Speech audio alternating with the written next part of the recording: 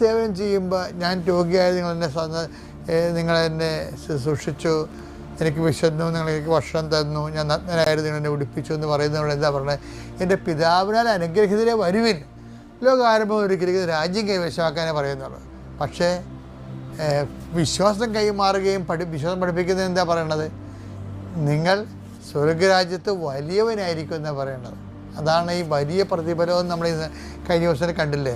ചെറിയ പ്രതിഫലമുണ്ട്, വലിയ പ്രതിഫലമുണ്ട്. അപ്പോൾ വിശ്വാസ കൈമാറ്റത്തിനാണ് ആതുര സേവനത്തിനേക്കാളും മേൽക്കൈ ഉള്ളത്, പോയിൻറ്റ്സ് കൂടുതലുള്ളത്.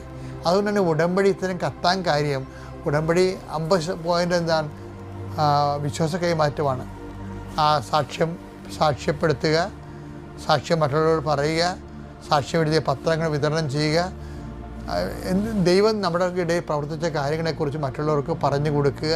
വിശ്വാസ കൈമാറ്റമാണ്. അപ്പോൾ വിശ്വാസ കൈമാറ്റം വന്നാൽ ഇഹത്തിലും പരത്തിലും നമുക്ക് ഭയങ്കരമായ കൃപയാണ് അവർ. അത് അറിഞ്ഞു വേണം നമ്മളതിൻ്റെ ഇൻവെസ്റ്റ് ചെയ്യാൻ.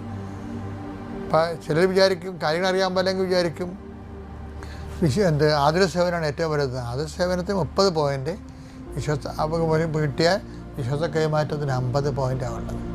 അപ്പം രണ്ടും ചെയ്യണം. ഉടമ്പടിയിലുള്ളവർ ആ ഉടമ്പടി പ്രകാരം രണ്ടും ചെയ്യണം. ദൈവസ്നേഹത്തോട് ചെയ്ത് വളരുക. പിതാവിൻ്റെയും പുത്രൻ്റെയും പരിശുദ്ധാത്മാവിൻ്റെ നാമം.